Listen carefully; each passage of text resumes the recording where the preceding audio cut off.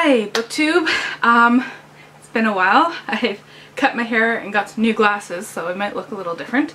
And I'm just here with my August wrap-up. I'm filming this a little early, so I haven't 100% finished two of the books on this list, but I know I will finish them by the end of the month.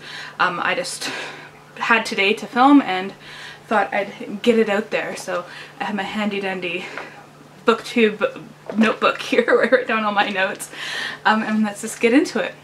So I'm going to start with the books that I finished. Seven Fallen Feathers by Tanya Talaga.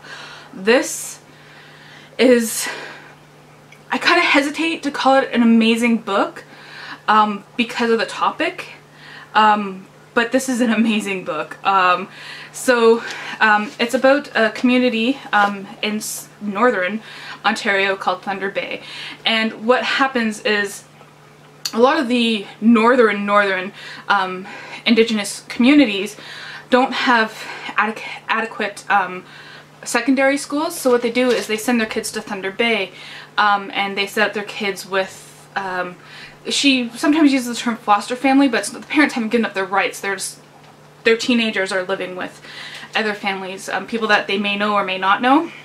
And what happened over a period of, I believe it was 11 years, is that 7 students died in very mysterious circumstances, or in circumstances that should have been investigated better.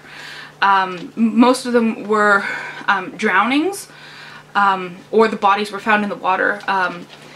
Not necessarily that they were accidents or suicides as was implicated by the police, but there are evidence of beatings and thefts and such. Also talking about the issues with alcoholism and drug use, talking about the effects of talking about the effects of residential schools on Indigenous communities that is still felt to today. Like the school that they're going to in Thunder Bay used to be a residential school, so it's kind of interesting that they took that and changed it into something that their community can use. And she goes through and talks about the seven deaths, and also the community, and why things aren't being done by the police up there, why the police aren't being investigated, and all these different issues around racism and how racist Thunder Bay is. I did not realize it. Like, the kids will be walking down the street and people will throw rotten eggs at them and tell them to go back to their land, and it's just like, excuse me, this is their land. You go back to your land. I don't mean to laugh. I'm laughing at how absurd it is. Like, it's horrible. But it was such a well-written book that I couldn't put it down. I read it in a matter of days, like a few days. I was just so entranced by her writing and the way that she wove things together, and yeah, it was amazing. Then going to the complete opposite end, I read The Quiet American, which takes place in Vietnam just before the Americans came in, when there was a war between the French, who were the colonizers, and Vietnam, sections in Vietnam, and China too, I think, was involved in it. But I don't really concentrate too much on the war. We follow a journalist who has fallen in love with a Vietnamese woman, and he's British, but then there's an American man who it's not a spoiler, we find out he dies in the first chapter, who has also fallen in love with that woman. So it's more of like a love triangle, mixed with kind of like spy stuff. Like, it's a little interesting. Then I read Escaping Exodus by Nicky Drayden. That was my pick. Oh, so Seven Fallen Feathers was my pick for an Indigenous author this month, and Escaping Exodus was my pick for a Black author.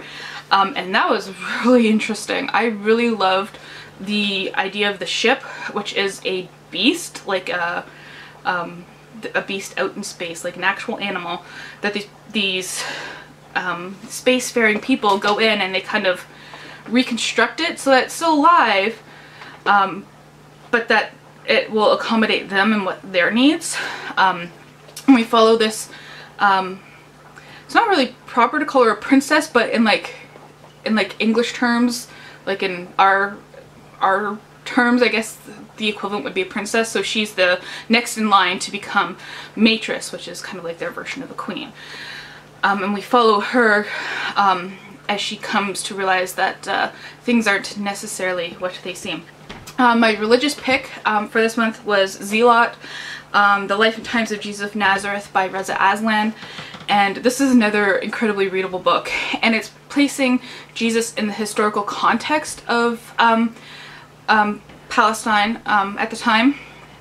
And it talks about, it takes clues from the Gospels, from other writings, especially Q, which is the original source of the Gospels and the story of Jesus, and the history that we know of the time. There's Reggie, and talks about what Jesus was probably like, and he was probably a political, well, and he was a a political zealot. He was a revolutionary. He was trying to get rid of the Roman Empire, and it's really, like, it is so fascinating because it doesn't contradict the Gospels, and explains why the Gospels are written the way they are, and pits them in history as well, the context. It is just fascinating. It's really informing my faith and my belief as well. It's not, I don't think it challenges Christianity unless you are very traditional, conservative Christian, in which case it might, but if you're of the more progressive leaning, then I think it's a very good book to read. And another nonfiction that I read, this is actually a reread for me, is The Rise and Fall of the Dinosaurs by Steve Brusatte. And this I reread because I listened to it on audio and I super enjoyed it. It was one of my favorite books, and I said I have to read the physical book now, and so I can go through and like tab everything and look at the pictures, because obviously you don't get the pictures with the audiobook. So it's really cool going back and picking up more about dinosaurs than I did with the audiobook. So he basically talks about like how dinosaurs evolved, and then he talks about, you know, the dinosaurs that we all know and love, like the T-Rex and the Triceratops and the Brontosauruses and all that. And then he talks about how they went away, you know, how they went extinct, and what survived evolved into birds, actually.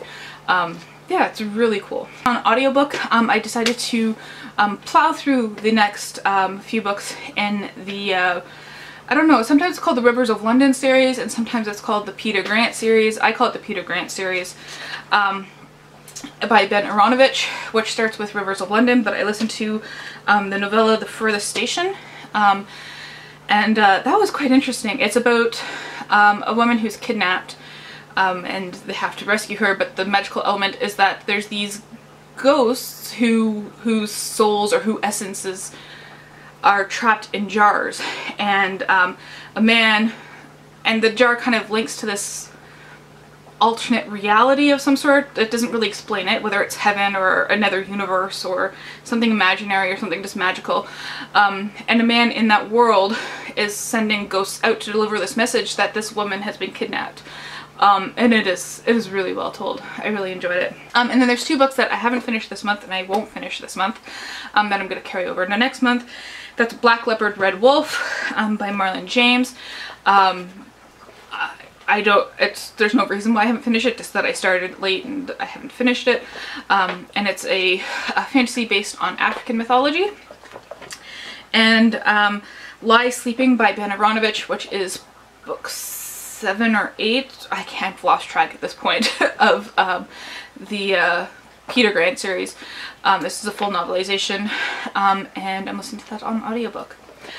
So that's my August wrap-up. Let me know what you read in August, if you've read any of these books, and what you think, and thank you for watching.